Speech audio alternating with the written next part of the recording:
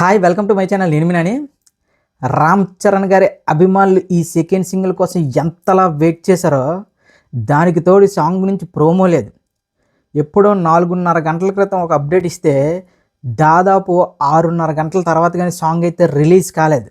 So నేను ముందు నుంచి చెప్తూనే ఉన్నాను, మీరు ఎంత వెయిట్ చేసినా సరే దానికి 10 ఇంపాక్ట్ అయితే క్రియేట్ చేస్తాడు బుచ్చిబాబు సానా అని చెప్పిన విధంగానే రెండో సాంగ్ అదిరిపోయింది భయ్య.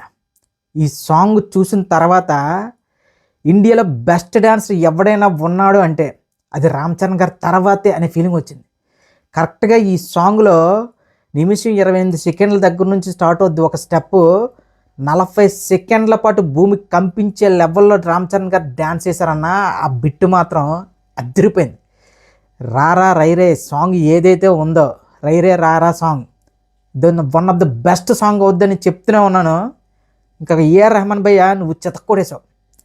అది ఎంత క్వాలిటీగా ఉందంటే సాంగ్ కానీ ఆ లిరిక్స్ కానీ ఈ మధ్య కాలంలో అసలు తెలుగు పాట కానీ తెలుగు లిరిక్ కానీ వినిపించడం గగనమైపోయిన ఇలాంటి రోజుల్లో ఇంత మంచి ఇన్స్పిరేషన్ సాంగ్ మాత్రం ఎప్పుడూ ఎక్స్పెక్ట్ చేయలేదు. దానికి తగ్గట్టుగానే రామ్ చరణ్ గారి స్క్రీన్ ప్రజెన్స్ ఇక్కడ డ్యాన్స్ తినేసే మామూలుగా లేదు. ఈ సాంగ్ గురించి మాట్లాడుకుంటే మొదటిగా రామ్ చరణ్ గారు, ఏఆర్ రెహమాన్ గారు, అనంత్ శ్రీరామ్ గారు, బుచ్చిబాబు గారు, రత్నవేలి, ఇంకా రామ్ చరణ్ గారి డ్యాన్స్ అయితే వేరే లెవెల్ అంటే వేరే లెవెల్. చిక్రీ సాంగ్కు మించేసాడు భయ్య డ్యాన్స్. ఇక ఏఆర్ రెహమాన్ గారి మ్యూజిక్ కానీ ఏఆర్ రెహమాన్ గారి వాయిస్ గురించి చెప్పేంత వయసు కానీ అంత పెద్ద నాలెడ్జ్ కానీ మనకైతే లేదు. ఆయన ఎందుకు ఇంత మ్యూజిక్ గాడ్ అని ఎందుకు పిలుస్తారంటే నాకు ఈ సాంగ్ వింటే అర్థమైంది.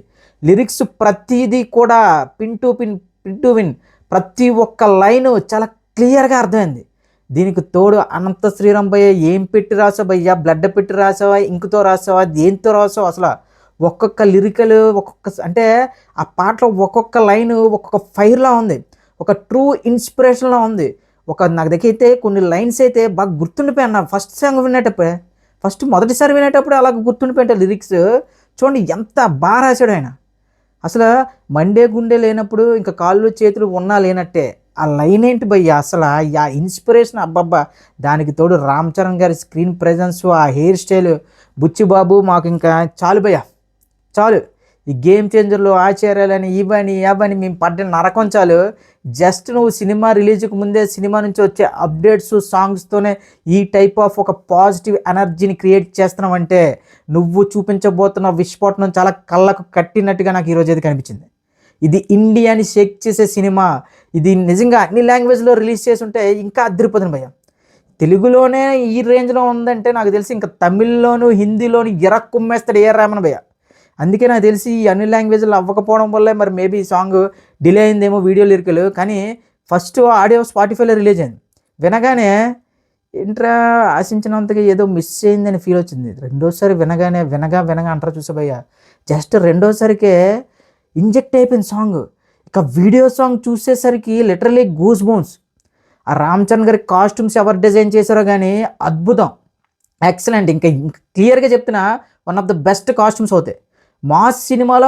అంటే ఆ కాస్ట్యూమ్స్ ఎలా ఉండే మాసీగానే ఉన్నాయి, కానీ ఒక రకంగా చెప్పాలంటే ఒక ఎలిగెంట్ లుక్ వస్తుంది, ఒక రిచ్నెస్ వస్తుంది. అమ్మా ఏంట్రా అసలు బుచ్చిబాబు ఏం ప్లాన్ చేస్తున్నావు నువ్వు, అసలు ఆ కథ ఏంటి, ఆ లిరిక్స్ ఏంటి, నేను అస్సలు ఎక్స్పెక్ట్ చేయలేదు. చిక్రీ సాంగ్ ఏదో లవ్ సాంగ్ ఏదో కొట్టేశారు, కానీ ఏఆర్ రెహమాన్ గారు ఇప్పుడున్న జనరేషన్ తగ్గట్టుగా చేయగలరంటే ఎన్ని జనరేషన్లు మారినా సరే ఏఆర్ రెహమాన్ మ్యూజిక్కి ఇంక నిజంగా జాబ్ అనేది ఉండదేమో. చింపేశాడు భయ్య, మామూలుగా లేదు. రామ్ చరణ్ గారు అభిమానులు వెయిట్ చేశారు. ఏదైతే ఈ రోజు మొత్తం దాదాపు 24 గంటలుగా ఎంత నరకం చూసారో ప్రతి ఒక్కరికి తెలుసు. సో వాళ్ళందరికీ చెప్తున్నా, ఈ సాంగ్ విన్నంటనే ఈ సాంగ్లో ఇంకా రామ్ చరణ్ గారి మూమెంట్స్ చూస్తే జానీ మాస్టర్ పుట్టిందే రామ్ చరణ్ కోసం అనిపిస్తుంది. ఇంకా రామ్ చరణ్ గారికి నేను యాక్చువల్లీ ఆ ఫస్ట్ సాంగ్, ఇప్పుడు చిరుతలో ఫస్ట్ సాంగ్ నాకు గుర్తు వస్తుంది. బాబా ఏం కొరియోగ్రఫీ చేశారో బాబు. ఇంకా రామ్ చరణ్ గారి ఫ్యాన్స్ మీరు ఇంకా నాకు అది మీకు అర్థమైపోయింది అబ్బా. నాకు ఇంకా ఈ సినిమాతో ఇంకా మీ రేంజ్ మారిపోయింది. మీరు ఏదైతే RRR తర్వాత ఒక గ్లోబల్ హిట్, ఒక గ్లోబల్ రికగ్నైజేషన్ తర్వాత రామ్ చరణ్ గారి నుంచి ఆ రేంజ్ సినిమా పడలేదు అని మీరు ఏదైతే గగ్గోలు పెట్టారో ఇప్పుడు దానికి మించి దున్నేస్తుంది. ఇది ఇండియన్ సినిమా మొత్తాన్ని, ఇండియన్ సినిమాలో ఉన్న ప్రతి ఒక్క రికార్డుని దున్నేస్తుంది. మొన్నటి వరకు ఎలా మాట్లాడారంటే టాక్సిక్ సినిమా నుంచి తప్పించుకుంది ఏదేదో మాట్లాడారు.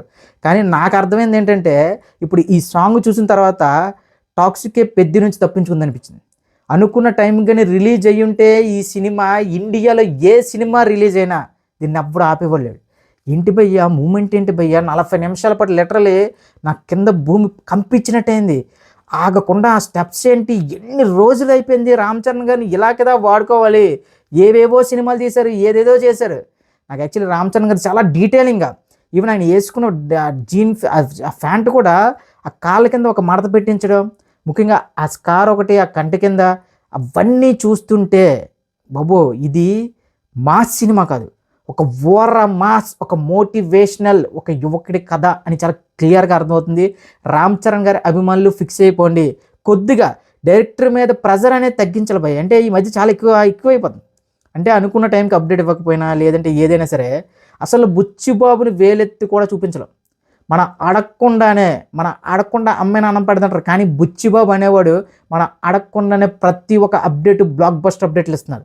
గుర్తు చేసుకోండి, రామ్ చరణ్ గారు ఫస్ట్ లుక్ రిలీజ్ అయినప్పుడు పెద్ది, అది all time block buster. Next glimpse first shot release అయినప్పుడు ఇండియా మొత్తం షేక్ అయింది. ఇక చికిరీ సాంగ్తో ప్రపంచాన్ని షేక్ చేసి పారదొబ్బారు. ఇక నెక్స్ట్ ఈ సాంగ్ రై రై రారా సాంగ్ వింటే ఏం ఇన్స్పిరేషనల్ సాంగ్, అందులో రామ్ చరణ్ గారి డ్యాన్స్, రామ్ చరణ్ గారి లుక్స్, అవన్నీ చూస్తుంటే ఇంకా కూడా బుచ్చిబాబు అది, బుచ్చిబాబు ఇది ఏంటి అనుకున్న టైంకి ఇవ్వలేదు. వద్దు ప్లీజ్, దయచేసి ఏప్రిల్ 30 వరకు బుచ్చిబాబు పని బుచ్చిబాబుని చేసుకునేలా వదిలేద్దాం. ఆయన ఎప్పుడు ఏది ఇస్తే అది తీసుకుందాం. చెప్తున్నాయి కదా, ఏప్రిల్ 13 తర్వాత ఇండియాలో ఏ ఒక్క రికార్డు మిగలదు, ఇది నా హామీ. రామ్ చరణ్ గారి అభిమానులకి మళ్ళీ చెప్తున్నా, మీరు చాలా పెద్ద పెద్ద బ్లాక్ బస్టర్ హిట్ కొట్టబోతున్నారు. ఆ బ్లాక్ బస్టర్ హిట్ ఎలా ఉంటుందంటే కొన్ని దశాబ్దాల పాటు ఇండియన్ సినిమా మొత్తం పెద్ద సినిమా గురించి మాట్లాడుకుంటుంది. నాకు ఆ సుకుమార్ రైటింగ్స్ అనే పడిన వెంటనే ఒక రకంగా అసలు నేను మర్చిపోయాను. లిరికల్ వీడియోలో సుకుమార్ రైటింగ్ అని పడగానే అమ్మ ఇతను కూడా ఉన్నాడు కదా అనే ఫీల్. సో మళ్ళీ చెప్తున్నా భయ్యా, ఈ సినిమాతో ఇండియన్ లాంగ్వేజ్ కాదు, ఇండియన్ స్క్రీన్ మీద ఉన్న ప్రతి ఒక్క రికార్డు పెద్దిగాడి కిందే. ఇక్కడ నుంచి అంతా పెద్దిగాడి రూల్ స్టార్ట్ అయిపోయింది. ఇండియాని ఏలేస్తాడు పెద్ద సినిమాతో రామ్ చరణ్ మరొక్కసారి అని అనుకున్న వాళ్ళకు మళ్ళీ చెప్తున్నా, ఇది ఇండియాతో ఆగిపోయే సినిమా కాదు, చైనా జపాన్లో కూడా కుమ్మేసే సినిమా. ఎందుకంటే అన్న అటు సైడ్ వాళ్ళకి స్పోర్ట్స్ డ్రామాలన్నా ఇవన్నీ ఒక ఎమోషనల్ కంటెంట్ అన్నా చాలా గట్టిగా వర్కౌట్ అవుతుంది అటువైపు. ఇంకా దంగల్ అనే సినిమా చైనాలో కూడా గట్టిగా కలెక్షన్ సంపాదించింది. దానికల్లా ముఖ్య కారణం స్పోర్ట్స్ బ్యాక్డ్రాప్ అండ్ ఎమోషనల్. ఈ రెండు కూడా ఇప్పుడు ఓరమాస్ క్యారెక్టర్ రామ్ చరణ్ గారికి పడ్డం రామ్ చరణ్ గారి అభిమానులు చేసుకున్న అదృష్టం. ఈ సినిమాతో రామ్ చరణ్ గారి అభిమానుల యొక్క కోరికలు కాదు కదా, ఇంకా మళ్ళీ ఇంకొక 10 ఏళ్ల పాటు, ఇంకా 10 ఏళ్ళు గట్ట కాదన్నా, అంటే కొన్ని సినిమాలు ఉంటాయి, కొన్ని ఐకానిక్ సినిమాలు ఉంటాయి ఇండియన్ ఫిల్మ్లో. అలాంటి ఒక ఐకానిక్ ఫిల్మ్ మనం చూడబోతున్నాం ఏప్రిల్ 30న. రెడీ అయిపోండి. మన ఛానల్ని స్టేట్ ట్యూన్ సబ్స్క్రైబ్ చేసుకోండి. ఇక నుంచి రామ్ చరణ్, ఉస్తాద్ భగత్ సింగ్ అండ్ పెద్ది డ్యూటీ మామూలుగా ఉండదు.